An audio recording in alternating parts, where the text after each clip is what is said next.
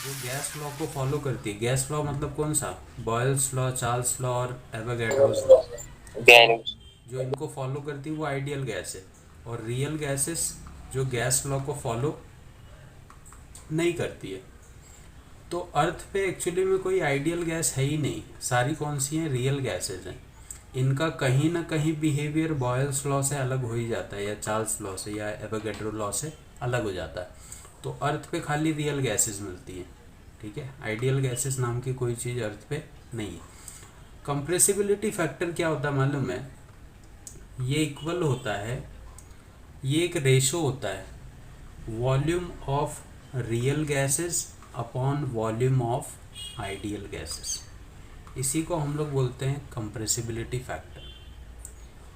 Volume उसी gas का real condition में और वॉल्यूम उसी गैस का आइडियल कंडीशन में, इसी को हम लोग क्या बोलते हैं, कंप्रेसिबिलिटी फैक्टर। आइडियल गैस के लिए हमेशा कंप्रेसिबिलिटी फैक्टर होता है 1, ठीक है।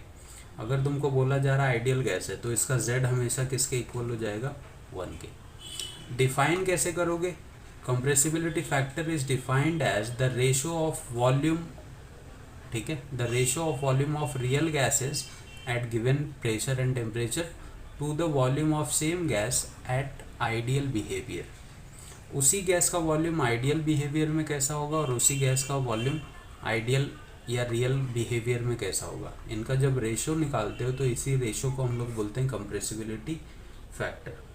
याद रखने वाली चीज़ क्या है, एक तो ये, या तुम इसी फॉर्मूले को ऐसे भी लिख सकते हो, अगर मैं प्रेशर कांस्टेंट बोल दूं तो P V real upon P V ideal. अगर प्रेशर कांस्टेंट है तो बाद में कैंसिल होकर बात वही हो जाएगी, ठीक है। और कंप्रेसिबिलिटी फैक्टर z के लिए कितना होगा, 1। इसके ऊपर तुमको कोई न्यूमेरिकल वगैरह नहीं आने वाला है, कभी कभार इसका छोटा मोटा डेफिनेशन पूछता है, ठीक है, समझा।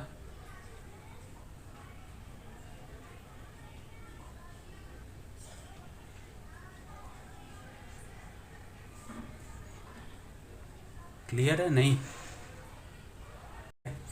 ये दो चीज़ें तुमको याद रखनी है कि कंप्रेसिबिलिटी फैक्टर एक रेशो होता है रियल गैसेस और आइडियल गैसेस की वॉल्यूम का, ठीक है, at constant pressure and temperature. और आइडियल गैसेस के लिए z हमेशा कितना होता है, 1 होता है। खाली ये तुमको ध्यान में रखना। ये सब्सटेंस है जिसको लिक्विफाइड करना है, ठीक है। जब गैस लिक्विफाइड होती है ना तो इस प्रोसेस को हम लोग लिक्विफैक्शन बोलते हैं, लिक्विफैक्शन। क्लियर है, हटना, राइट। जब भी गैस लिक्विफाइड होगी, लिक्विड फॉर्म में कन्वर्ट होगी, तो उसको हम लोग क्या बोलते हैं, लिक्विफैक्शन। क्लियर। तो क्या लगता है तुमको, ये सब नॉर्मल कंडीशन पे गैस लिक्विड में कन्वर्ट होगी क्या कभी, नहीं। यहाँ पे कुछ प्रेशर लगता होगा, कुछ वॉल्यूम लगता होगा, कुछ टेम्परेचर लगता होगा, ये तीन चीज़ें तो फिक्स लगती होंगी, ठीक है। तो किसी भी गैसियस के लिक्विफैक्शन प्रोसेस में जो प्रेशर होता है, जो वॉल्यूम होता है, जो टेम्परेचर होता है, इसी प्रेशर को हम लोग बोलते हैं क्रिटिकल प्रेशर, और वॉल्यूम को बोलोगे क्रिटिकल वॉल्यूम, और टेम्परेचर को बोलेंगे क्रिटिकल टेम्परेचर, ठीक है। इसको ऐसे लिखते हैं, पीसी, इसको वीसी, इसको टीसी। समझा क्या बोला मैंने। जब भी कोई गैस लिक्विफाइड होगी, मतलब लिक्विड फॉर्म में उसको हम लोग कन्वर्ट करेंगे, तब जो प्रेशर लगेगा उसी को मैं क्या बोलूँगा, क्रिटिकल प्रेशर। जो वॉल्यूम लगेगा दैट इज़ क्रिटिकल वॉल्यूम, जो टेम्परेचर लगेगा दैट इज़ क्रिटिकल टेम्परेचर। समझा सबको, तीनों डेफिनेशन लिख लो।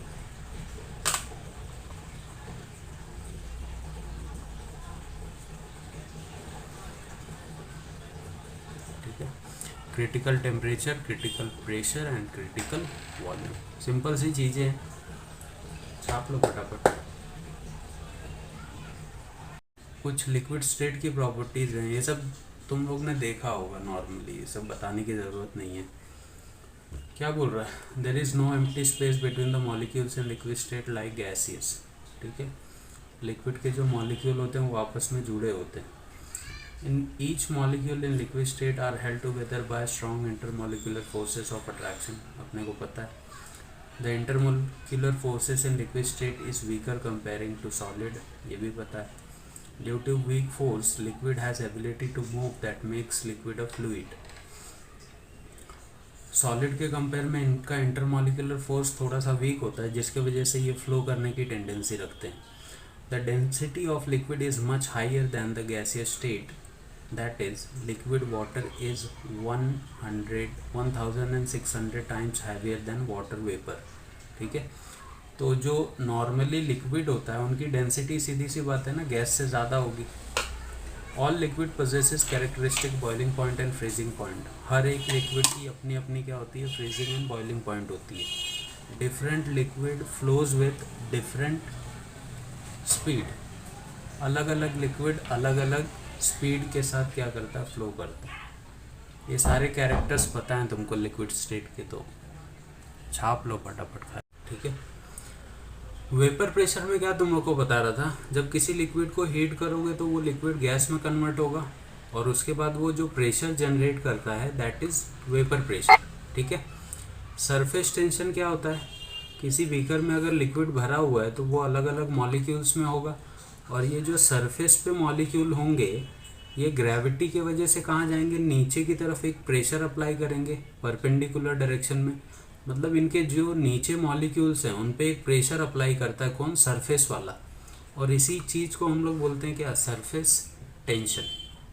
ठीक है, थर्ड है अपने पास विस्कोसिटी। विस्कोसिटी क्या होता है, देखो कोई भी लिक्विड ना ऐसे लेयर में ट्रैवल करता है।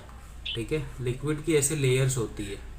तुम लोग कभी नदी वगैरह में जाओगे या स्विमिंग पूल वगैरह में जाओगे तो ऊपर देखोगे कि ऊपर की लेयर क्या होती है, हीट होती है, बट नीचे का पानी ठंडा होता है। इसका मतलब ये है कि जो लिक्विड होता है वो अलग अलग लेयर्स में ट्रैवल करता है। अब लेयर्स में ट्रैवल करेगा तो इसके जो मॉलिक्यूल हैं ऊपर वाली लेयर के और जो नीचे के मॉलिक्यूल्स हैं, ठीक है, इनमें क्या होगा, एक कोलिजन होगा। ठीक है, दोनों लेयर्स आपस में जब घिसेगी तो इनके मॉलिक्यूल्स आपस में कोलाइड करेंगे। तो इसी फोर्स ऑफ फ्रिक्शन को, ठीक है, फोर्स ऑफ फ्रिक्शन जो लिक्विड के लेयर्स के बीच में होता है उसी को हम लोग क्या बोलते हैं, विस्कोसिटी बोलते हैं। समझा क्या बोला मैंने, तीनों का डेफिनेशन? हाँ सर। क्लियर है सबको? हाँ हेलो सर। बोलो। सर वो जो वेपर प्रेशर बताया तो वो जो प्रेशर जो अप्लाइड होता है तो वो किस पे अप्लाइड होता है? अप्लाई मतलब यहाँ पे अगर तू मान ले कोई किसी चीज़ से इसको ढक देता है तो ये इस पे प्रेशर अप्लाई करेगा ना, मतलब कंटेनर पे अप्लाई करेगा, और किस पे करेगा? सर जैसे नेचर में सन रेज सी शोर पे फॉल करते हैं तो जो हीट मतलब जो निकलती है तो वो किस पे प्रेशर अप्लाई?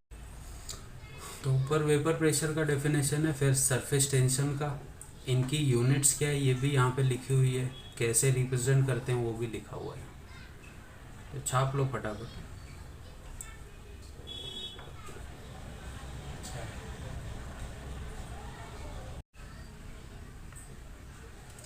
ईटा इसको प्रोनाउंस करते हैं ये वाले टर्म को, और ये इन्वर्सली प्रोपोर्शनल होता है टेम्परेचर के, और इसकी दो यूनिट है, न्यूटन सेकंड पर मीटर स्क्वायर और पॉइस करके एक यूनिट होती है इसकी।